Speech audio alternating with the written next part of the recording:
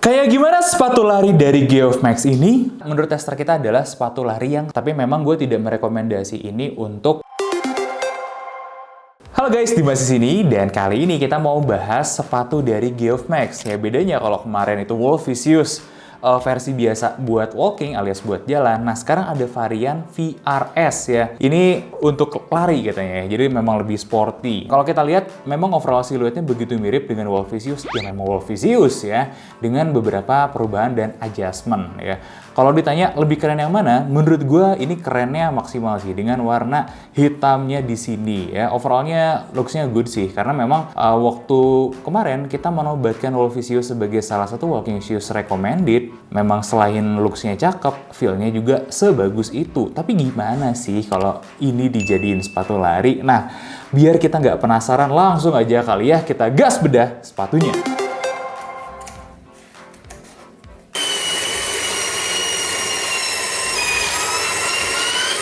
Dan ini dia Geoff Max VRS.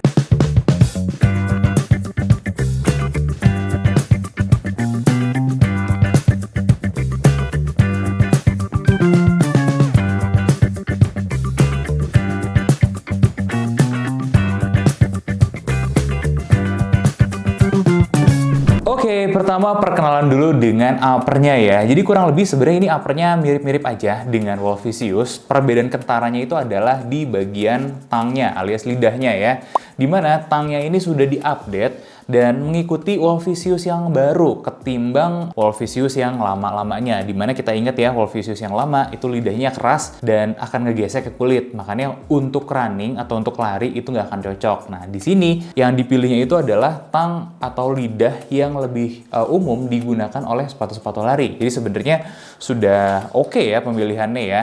Nah, tapi kan kita nggak ngomongin desain nih, nggak ngomongin pilihan-pilihan yang sekedar oke aja. Kita coba tes juga kekuatan atau durabilitas dari materialnya. Pertama, dari segi mesh-nya dulu nih ya. Mesh-nya ini kita coba Dremel selama 10 detik biasa ya. Dan kita comparing dengan average hasil kita. Oh, ternyata dengan ranking-rankingnya gitu ya, kita mendapatkan Dremel-nya aja nih ya. Ini kita berikan rankingnya 2 atau poinnya 2 gitu ya. Dimana dari skala 1 sampai 5, 5 itu yang paling tahan dari Dremel. Kalau udah lihat mungkin di beberapa video ke belakang ya, yang sebagus apa sih kalau kita kasih ranking 5 atau rating 5 gitu ya.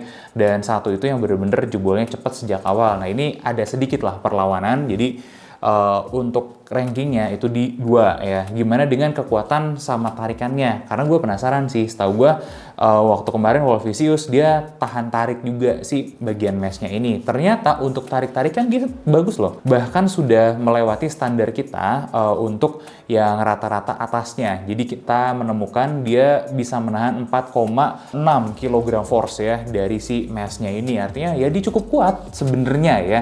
Cuman kurang tahan gesekan aja. Tapi kalian mungkin akan mengerti juga ini kan sengaja ada yang dikorbanin, yaitu ketahanan gesekannya karena ya dia breathability-nya jadi bagus nantinya ya. Kita akan bahas di kenyamanan ya. Kebetulan di sini juga ada material kayak suede. Nah, ini apakah asli atau sintetis? Kita coba bakar. Jawabannya adalah sintetis. Nah, gimana dengan kekuatan gesekannya? Karena kan ini adalah bagian-bagian yang akan banyak nih bergesekan dengan permukaan. Entah itu trotoar, ketemu batu, ketemu ranting, dan lain sebagainya ya. Ternyata kita Dremel ya ketahanannya nggak bagus-bagus amat juga. Dia nggak jebol, tapi hampir jebol ya. Hampir jebol itu menurut kita agak kurang cukup sih, itu understatement ya. Karena ya udah begini nih. Ini kalau kita perhatiin ya sudah cukup jebol juga gitu. Makanya untuk rankingnya atau ratingnya kita berikan 2 ya dari 5. Gimana dengan material liningnya ya? Liningnya ini kulit sintetis seperti yang digunakan Wolfisius. Nah, dia itu ternyata bisa sedikit menahan. Jadi kalau kita ambil tes ya rata-rata memang pengetesan kita paling banyak ada di level ini untuk lining. Dia punya ketahanan yang agak lumayan. Jadi kita Dremel dia tidak jebol sampai busanya, bahkan nggak kebuka gitu ya. Ya rata-rata seperti inilah temuan kita dengan berbagai macam sepatu selama 2 tahun terakhir ini. Tapi kalau ditanya nih, ada nggak kelebihannya? Jelas ada. Kalau kalian udah pernah pakai Wolfisius, ini adalah salah satu lining terenak yang pernah kita temukan di sepatu sneakers ya, dan running Indonesia. Ini leathernya tuh enak banget loh. Tuh Tuh lihat pegangnya enak banget. Jadi ini kelebihannya memang di kenyamanannya.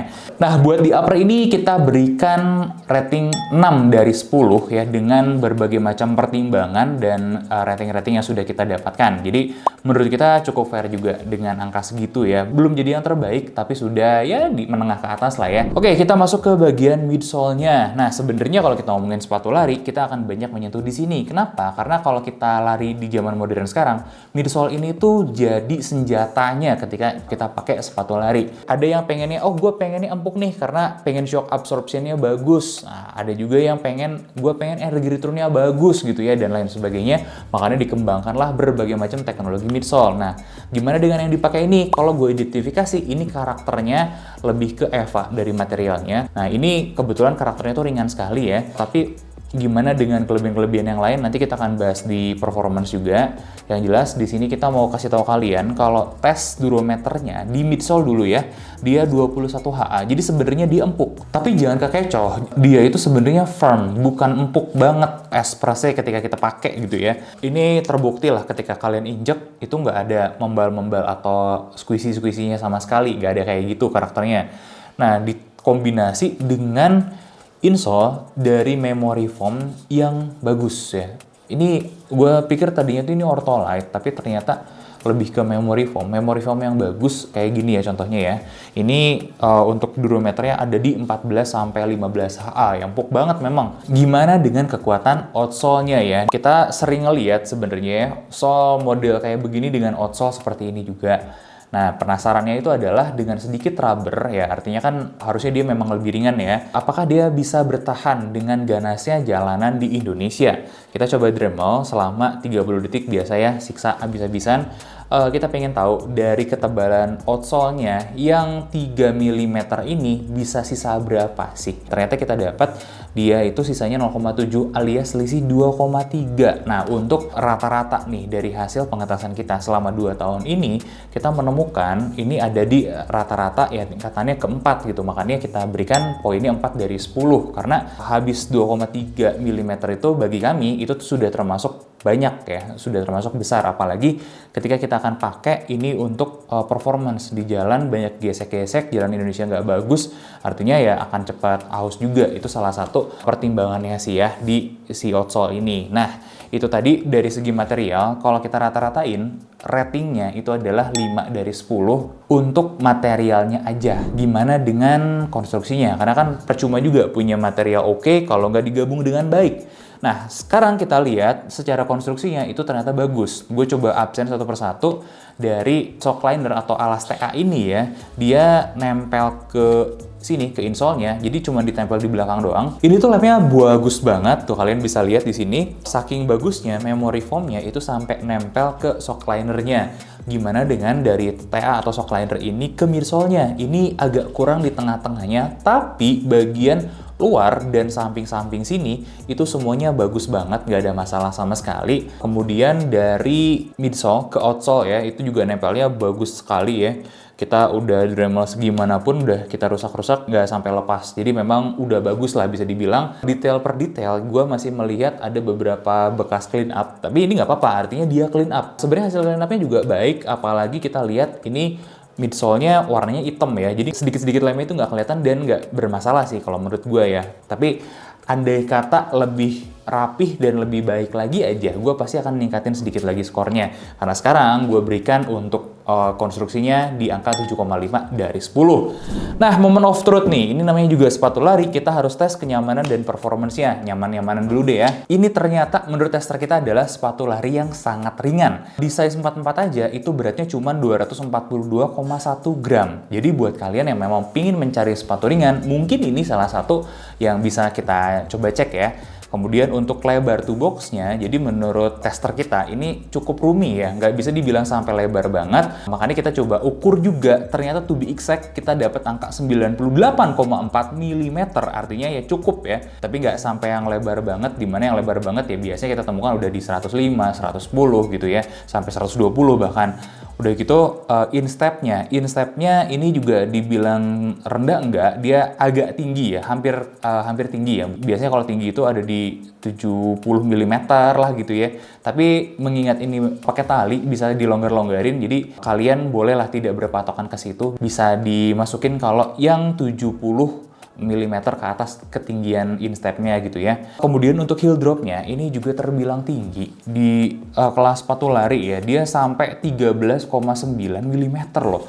Nah ini artinya apa? Dengan kondisi seperti ini, heel drop tinggi, ini juga load atau beban ke area lutut itu cukup tinggi. Jadi buat kalian yang baru mulai lari tapi berat badan berlebih, sepertinya ini bukan sepatu yang sempurna buat kalian. Ini mungkin buat teman-teman yang nggak overweight, larinya juga mungkin nggak mencari macam-macam gitu ya. Nanti kita coba cek lagi. Untuk kenyamanan dan tambahan-tambahan sedikit, gue mau bahas dari breathability ya. Tadi gue udah sempat mention dengan kondisi material kayak gini, breathability-nya diatur sedemikian rupa sampai bagus banget. Jadi bisa dibilang sepertiga lebih lah ya dari sepatu ini semuanya kebuka dan sirkulasi udara terbilang baik di sepatu ini. Jadi memang sepatunya adem.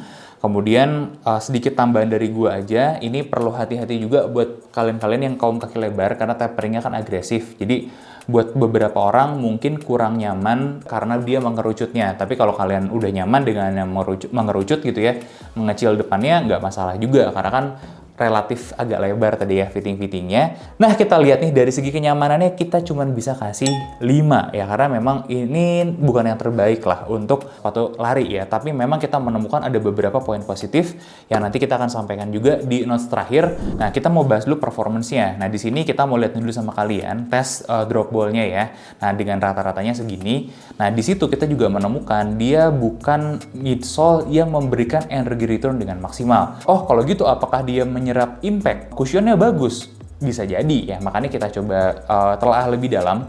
Ternyata nggak juga. Dari tes kita dia tidak meredam impact, cushionnya juga nggak terlalu bagus meskipun di atas kertas dia angkanya bagus ya. Jadi lebih kayak ini sepatunya ditinggiin aja buat dapat geometri yang baik, kemudian banyak teknologi yang sebetulnya bisa dibilang basic ya, atau kosongan. Artinya kita tidak dapat banyak hal-hal yang biasa kita temukan di banyak sepatu running modern zaman sekarang.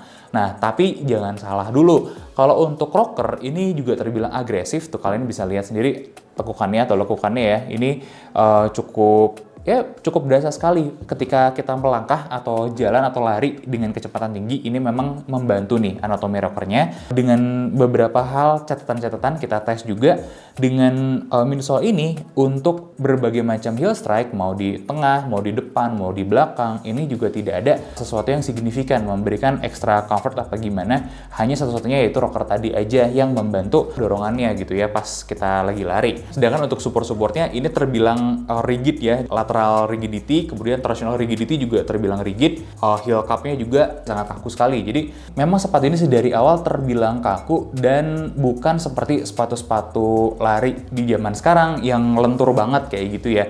Enggak, jadi ini cukup firm intinya si sepatunya itu sendiri. Beberapa catatan dari tester kita untuk menjelang 5 km, daerah pelantarnya memang sakit ya.